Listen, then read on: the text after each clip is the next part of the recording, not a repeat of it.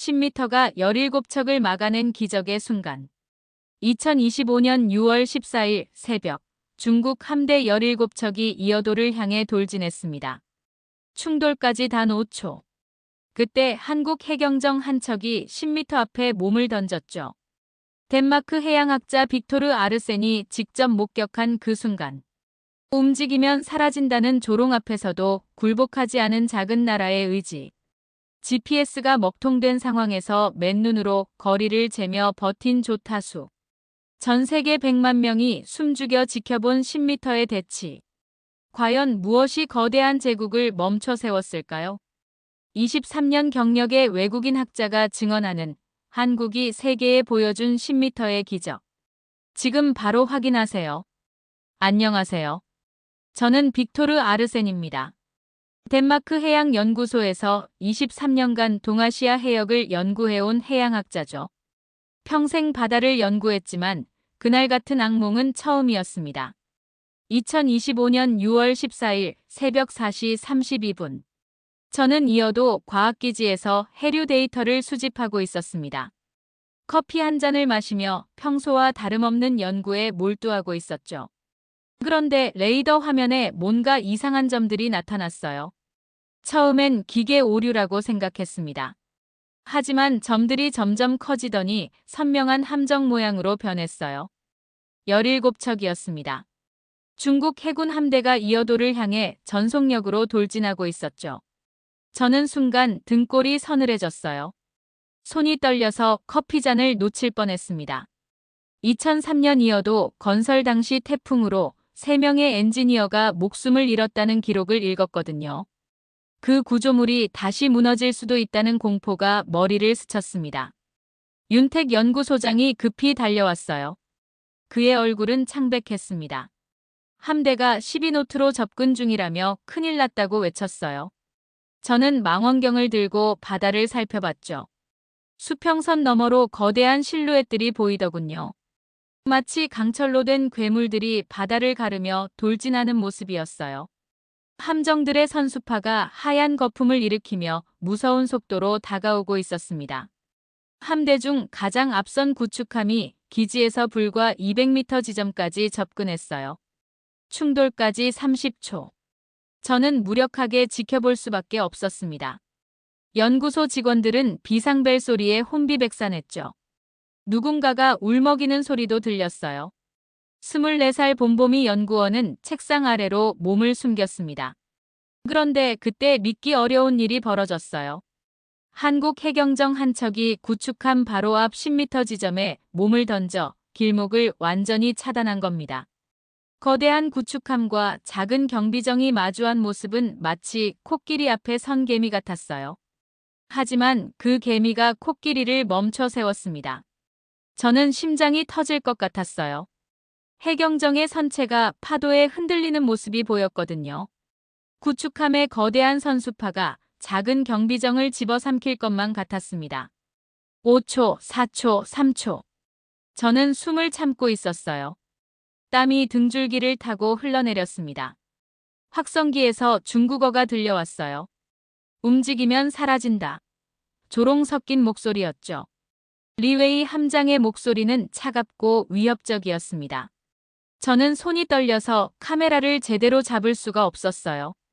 23년간 학자로 살아왔지만 그날만큼은 학자가 아니라 증인이 될 수밖에 없었거든요.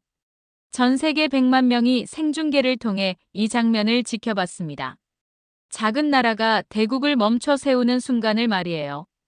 저는 그날 밤 일기에 이렇게 썼습니다.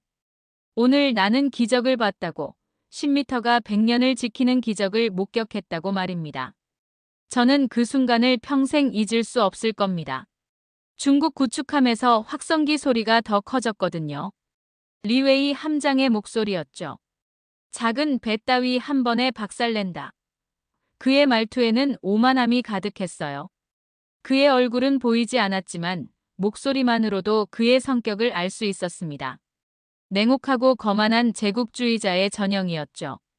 저는 덴마크에서 수많은 해상 분쟁을 연구했지만 이런 노골적인 조롱은 처음이었어요.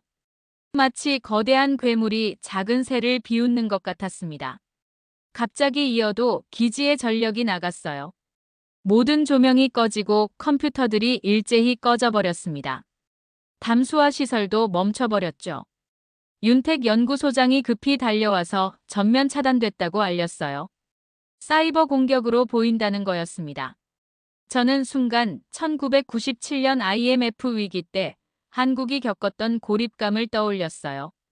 외부의 압박으로 무력해졌던 그 순간들 말입니다. 연구소 내부는 비상등만 켜진 채 암울했습니다. 젊은 연구원들의 얼굴에는 불안이 역력했어요. 봄봄이 연구원은 책상에 엎드려 있었죠. 24살 여성이 이런 극한 상황을 견디기엔 너무 가혹했습니다. 다른 연구원들도 마찬가지였어요. 누군가는 화장실에 숨어서 울고 있었습니다. 하지만 김도현 해경정 함장은 달랐어요. 확성기를 통해 들려오는 그의 목소리는 침착했습니다. 포탄 대신 국제해사 규정 깃발을 들어 올리더군요. 저는 망원경으로 그 장면을 지켜보며 소름이 돋았어요. 파란색과 흰색이 어우러진 깃발이 바람에 펄럭이는 모습은 마치 평화의 상징 같았습니다. 이건 무력이 아닌 규범의 전투라는 생각이 들었어요. 저는 무의식 중에 혼잣말을 했습니다.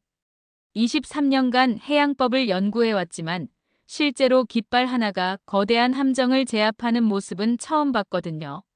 COLREGS 국제 해상 충돌방지 규정을 실제 상황에서 적용하는 걸 본 것도 처음이었습니다. 중국 구축함은 계속 위협했어요. 주포를 이어도 방향으로 돌리는 모습까지 보였습니다. 저는 등에서 식은땀이 흘렀어요. 하지만 한국 해경정은 꿈쩍하지 않았죠. 10m 간격을 정확히 유지하며 버텼습니다. 마치 거대한 파도 앞에 선 바위처럼 단단했어요. 그때 덴마크 본국에서 긴급 전화가 걸려왔어요. 지금 상황이 전 세계에 생중계되고 있으니 증언자로 나서달라는 요청이었습니다. 저는 떨리는 목소리로 대답했어요. 지금 제가 보고 있는 건 전쟁이 아니라 품격의 승부라고 말입니다.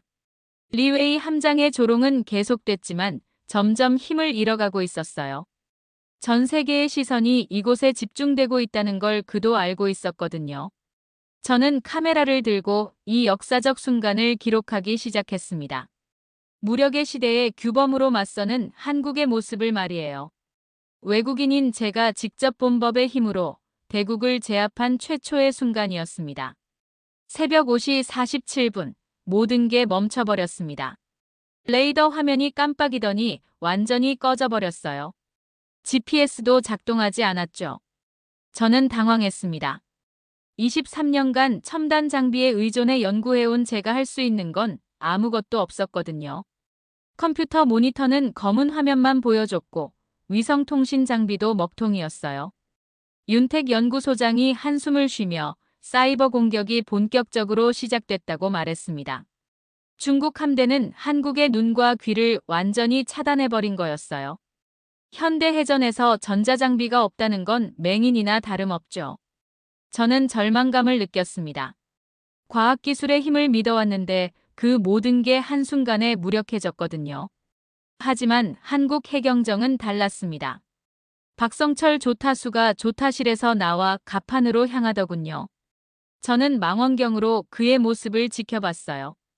그는 바람의 방향을 손으로 느끼고 있었습니다. 파도 소리에 귀를 기울이는 모습도 보였죠. 마치 바다와 대화하는 것 같았어요. 저 사람이 뭘 하는 거지 하고 궁금해했습니다. 제주 어부 출신인 박성철 조타수는 계기판이 먹통이 된 상황에서도 침착했어요. 바다 냄새를 맡고 해류의 변화를 몸으로 느끼고 있었거든요. 30년간 바다에서 살아온 그에게는 첨단 장비보다 오감이 더 정확한 도구였던 겁니다. 믿기 어려운 일이 벌어졌어요. 박성철 조타수가 맨눈으로 중국 구축함과의 거리를 정확히 계산하기 시작한 거였습니다. 9.7m, 9.8m, 10.1m라는 그의 음성이 무전기를 통해 들려왔어요. 저는 충격을 받았습니다. GPS 없이도 미터 단위까지 정확하게 거리를 측정하다니요. 어떻게 이런 일이 가능한 건지 이해할 수 없었어요. 현대 과학이 만든 최첨단 장비보다 인간의 감각이 더 뛰어나다니. 저는 23년간 연구해온 모든 게 흔들리는 기분이었습니다. 과학자로서의 자존심도 상했죠. 관측수 이민호도 마찬가지였어요. 쌍안경도 없이 중국 함정들의 움직임을 정확히 파악하고 있었습니다. 2번 함정이 좌현으로 2도 회전하고 있고 3번 함정은 속력을 증가시키고 있다는 그의 보고는 레이더보다 더 정확했죠. 저는 입을 다물 수가 없었어요. 중국 함대는 전자전으로 한국을 무력화시켰다고 생각했을 겁니다. 하지만 한국인들은 기계가 아닌 오감으로 바다를 읽고 있었어요. 저는 소름이 돋았습니다. 내가 믿어온 과학이 멈췄는데 그들은 감각으로 바다를 읽고 있다는 생각이 들었거든요. 파도가 높아지기 시작했어요. 중국 구축함이 의도적으로 속력을 높여 인공 파도를 만든 거였습니다. 작은 해경정을 흔들어 무력화시키려는 전술이었죠. 하지만 박성철 조타수는 오히려 더 정확해졌어요. 파도의 주기가 3.2초이고 높이는 1.8m라는 그의 목소리에는 확신이 넘쳤어요. 제주 바다에서 30년을 보낸 그에게는 이런 파도가 오히려 친숙했던 거죠. 바다가 그에게 모든 정보를 속삭이고 있었습니다. 저는 그날 깨달았어요. 한국인은 바다 그 자체였다는 걸. 기계는 멈출 수 있어도 인간의 본능은 막을 수 없다는 것을. 첨단 과학자인 제가 오히려 그들에게서 배우고 있었습니다. 새벽 6시 15분, 봄봄이 연구원이 떨리는 손으로 스마트폰을 들어 올렸습니다. 생중계를 시작하겠습니다. 24살 여성의 목소리였지만 놀랄 만큼 또렷했어요. 저는 그 순간 한국의 미래를 보는 것 같았습니다. 어린 나이에도 불구하고 역사적 책임감을 느끼고 있는 모습이었거든요. 처음엔 접속자가 겨우 몇십 명이었어요. 하지만 10분도 안 되어 숫자가 폭발적으로 증가하기 시작했죠. 1,000명, 1만 명, 10만 명. 저는 숫자가 올라가는 걸 보며 입을 다물 수 없었습니다. 인터넷의 힘이 이렇게 대단한 건지 몰랐거든요. 그때 덴마크 본국에서 전화가 걸려왔어요. 코펜하겐 뉴스에서 긴급 생방송에 나와달라고 하는 연락이었습니다. 저는 망설였어요. 학자로서 객관성을 잃을까 봐서였죠. 하지만 이건 학술 연구가 아니라 역사의 현장이었습니다. 윤택 연구소장이 지금은 학술 발표가 아니라 증언이 필요한 시점이라고 말했어요. 그 말에 저는 결심했습니다. 전 세계에 진실을 전해야겠다고. 과학자로서의 의무감이 들었거든요. 스마트폰 화면을 통해 덴마크 방송국과 연결됐어요. 현장에서 빅토르 아르센 박사라고 인사하며 저는 떨리는 목소리로 상황을 설명하기 시작했습니다. 10m 간격으로 대치하고 있는 양국 함정들, 전자전으로 무력화된 장비들, 그리고 인간의 감각으로 버티고 있는 한국 해경의 모습을 생생하게 전했어요. 접속자 수가 100만 명을 넘어섰습니다. 댓글창이 미친 듯이 올라가더군요. 영어, 프랑스어, 독일어, 일본어, 스페인어. 전 세계 사람들이 이어도에 시선을 집중하고 있었어요. 저는 손이 떨렸습니다. 이렇게 많은 사람들이 지켜보고 있다니요. 한국 파이팅! 작은 나라가 대국에 굴복하지 않는다. 이것이 진정한 용기다. 우리는 한국을 지지한다는 댓글들을 읽으며 저는 가슴이 벅차올랐습니다. 국경을 넘어선 인류의 연대감을 느꼈거든요. 이어도의 작은 섬이 전 세계의 희망이 되고 있었어요. CNN에서도 연락이 왔어요. BBC, NHK, 프랑스 24까지. 저는 하나하나 인터뷰에 응하며 현장 상황을 전했습니다. 지금 제가 보고 있는 건 단순한 영토 분쟁이 아니라 작은 나라가 보여주는 불굴의 의지라고 말했어요. 목소리에 감정이 실렸습니다.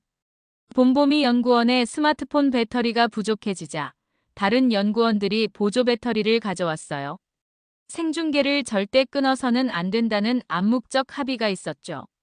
전 세계가 지켜보고 있으니까요. 저도 덴마크 본국에 연락해서 위성 전화를 준비하라고 했습니다. 저는 그때 깨달았어요. 이어도의 외로운 싸움이 더 이상 외롭지 않다는 것을. 전 세계 시민들이 가상의 두 번째 방어선을 형성하고 있었거든요. SNS와 채팅으로 연결된 거대한 연대의 힘이었습니다. 나는 과학자가 아니라 목격자였다고 저는 그날 밤 일기에 썼어요. 인류 역사상 처음으로 전 세계가 하나의 화면에 모여 작은 나라의 용기를 응원한 날이었거든요. 새벽 7시 23분, 상황이 급변했습니다.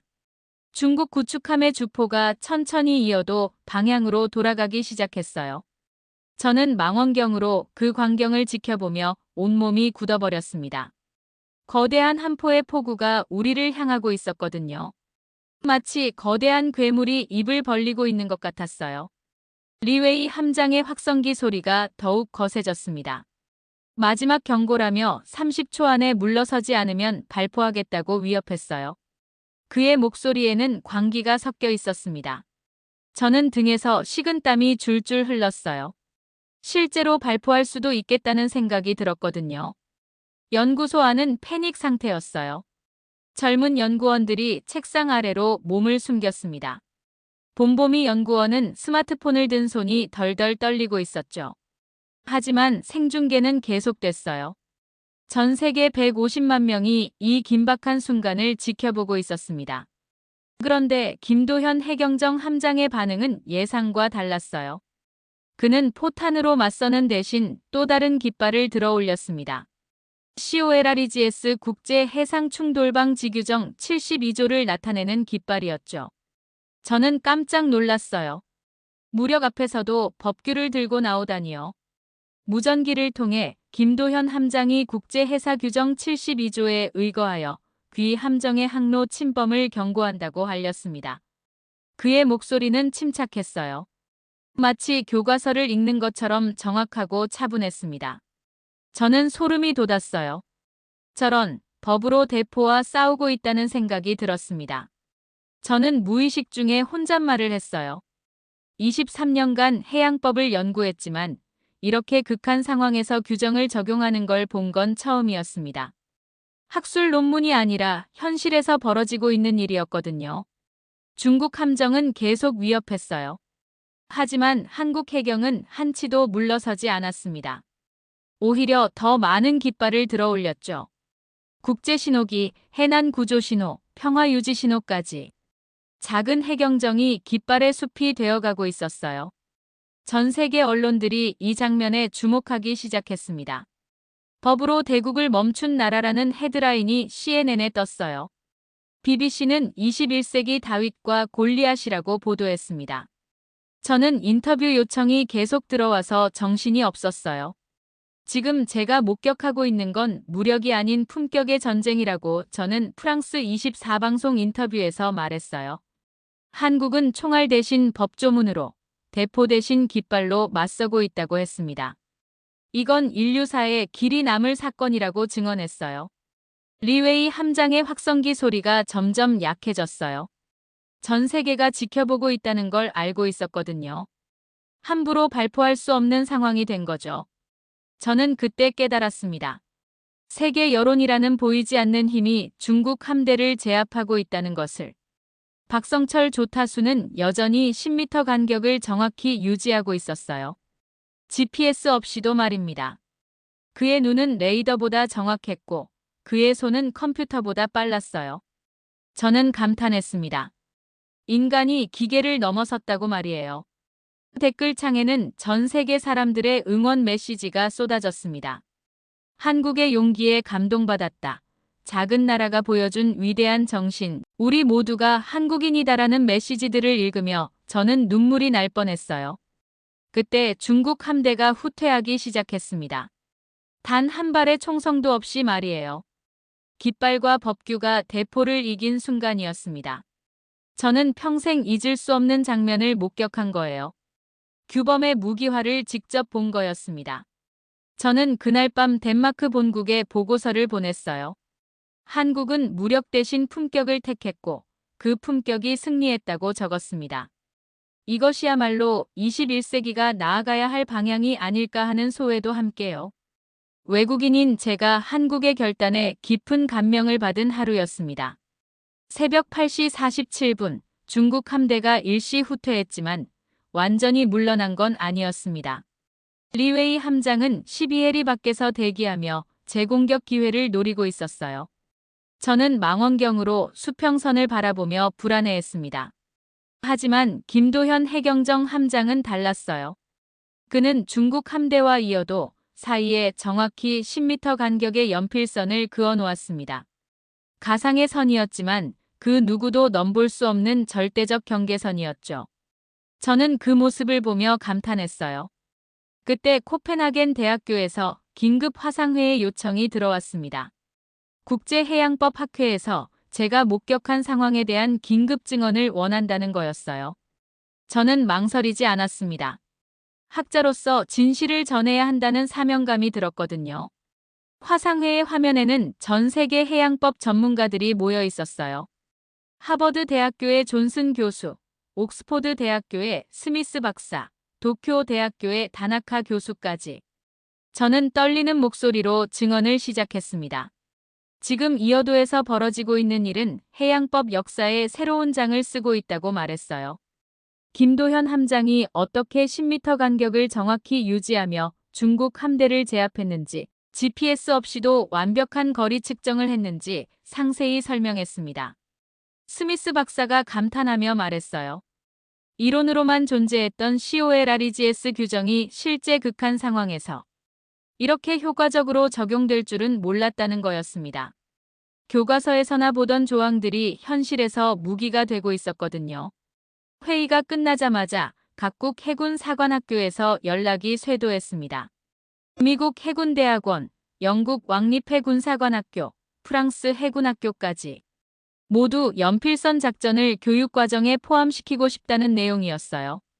하루 만에 한국의 전술이 세계 표준이 되고 있었습니다. NATO 해군 전술연구소에서도 연필선 작전을 공식 전술 교범에 수록하고 싶다고 연락했어요. 저는 흔쾌히 승낙했습니다. 한국의 위대한 순간을 세계에 알리는 게 제 의무라고 생각했거든요. 봄봄이 연구원이 신나서 연필선 작전이 해시태그로 전 세계 1위에 올랐다고 알려줬어요. 각국 언론들이 앞다퉈 10m의 기적, 법이 힘을 이긴 날, 21세기 다윗의 전략 같은 헤드라인으로 분석하기 시작했습니다. 그날 밤 저는 일기에 이렇게 썼어요. 한국의 연필선 작전이 전 세계 해군 교과서에 실리게 됐다고, 작은 나라가 세계에 가르침을 주는 기적을 직접 봤다고 말입니다. 오전 9시 32분, 전 세계 언론이 이어도로 몰려들기 시작했습니다. CNN, BBC, 알자지라 취재진들이 차례로 도착했어요. 조용한 연구기지가 순식간에 국제뉴스의 중심지가 되어버렸습니다. CNN의 앤더슨 쿠퍼가 저에게 직접 인터뷰를 요청했어요. 저는 떨리는 마음으로 카메라 앞에 섰습니다. 제가 직접 목격한 것은 단순한 영토 분쟁이 아니었다고 진심을 담아 말했어요. 한국 해경이 그어놓은 10m의 선은 100년을 지켜온 의지의 상징이었다고 증언했습니다. BBC 기자가 중국 함대가 17척이나 됐는데 작은 해경정 한 척이 어떻게 막을 수 있었는지 질문했어요. 저는 김도현 함장의 모습을 떠올리며 답했습니다. 숫자가 아니라 의지의 문제였고 한 사람의 확고한 신념이 17척의 함대를 멈춰 세웠다고 말이에요. 그때 놀라운 소식이 들려왔어요. 미국과 일본, 호주에서 해군 함정들이 이어도 해역으로 향하고 있다는 거였습니다. 한국의 연필선을 지키기 위한 가상의 외곽 방패를 형성한다는 명목이었죠. 전 세계가 한국의 편에 서고 있었어요. 오후가 되자 더 놀라운 일이 벌어졌습니다. 뉴욕 타임스퀘어, 파리 샹젤리제, 도쿄 시부야에서 시민들이 이어도 지지 집회를 열기 시작한 거였어요. 타임스퀘어 대형 스크린에는 We Stand with 이어도라는 문구가 떠 있었고 샹젤리제에서는 태극기와 프랑스 국기를 함께 든 시민들이 행진하고 있었습니다. 이건 단순한 영토 분쟁을 넘어섰다는 생각이 들었어요. 전 세계 시민들이 한국의 가치에 공감하고 있었거든요.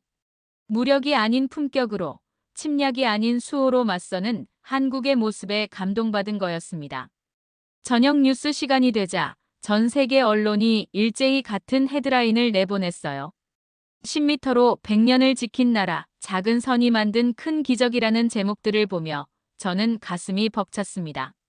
제가 목격한 10m의 선이 전 세계 100억 명의 마음을 움직인 하루였어요. 한국의 결단이 단순한 국경 방어를 넘어 인류 전체의 감동으로 확산되는 순간을 직접 본 거였습니다. 오후 2시 47분, 중국 함대가 완전히 철수했다는 소식이 들려왔습니다. 17척의 거대한 함대가 단 한 척의 작은 해경정 앞에서 굴복한 역사적 순간이었어요. 김도현 해경정 함장이 확성기를 통해 말했습니다. 임무 완료. 이어도는 안전합니다. 연구소 안에서는 환호성이 터져나왔어요. 봄봄이 연구원이 울면서 웃고 있었고 다른 연구원들도 서로 포옹하며 기뻐했습니다.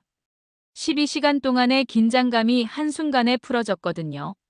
한 달 후, 저는 뉴욕 유엔 본부에서 특별 연설을 하게 됐습니다. 193개 회원국 대표들 앞에서 저는 떨리는 목소리로 증언했어요. 한국이 보여준 연필선 작전은 21세기 평화 유지의 새로운 모델이라고 말입니다.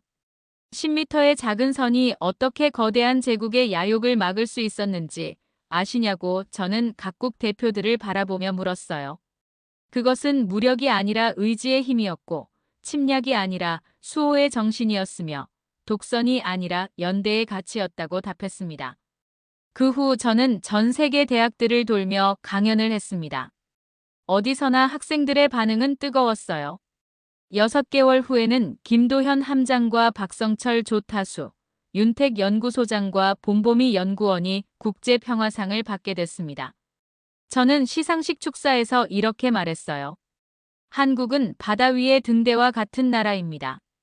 어둠 속에서 길을 잃은 배들에게 희망의 빛을 비춰주는 나라라고 이어도에서 보여준 10m의 기적이 바로 그 증거라고 말했습니다. 1년 후, 이어도 과학기지가 유네스코 인류공동과학유산으로 지정됐어요. 평화와 과학을 수호한 성지라는 이유에서였습니다. 작은 섬이 인류 전체의 자산이 된 거였어요. 지금 저는 덴마크로 돌아와 회고록을 쓰고 있습니다. 제목은 내가 본 나라, 인류의 등대예요. 한국에서 보낸 그 며칠이 제 인생을 완전히 바꿔놓았거든요. 23년간 바다를 연구해온 해양학자로서 저는 단언합니다. 한국은 21세기 인류가 나아가야 할 방향을 보여준 진정한 등대의 나라라고. 그 등대의 빛이 전 세계 바다를 밝히고 있다고 말이에요. 이 영상이 마음에 드셨다면 구독과 좋아요 부탁드립니다. 작은 나라가 보여준 위대한 순간, 10m가 만든 기적의 이야기를 더 많은 분들과 나누고 싶어요. 댓글로 여러분의 생각도 들려주세요. 다음 영상에서는 또 다른 감동적인 한국의 이야기로 찾아뵙겠습니다. 알림 설정까지 눌러주시면 새 영상 소식을 가장 먼저 받아보실 수 있어요.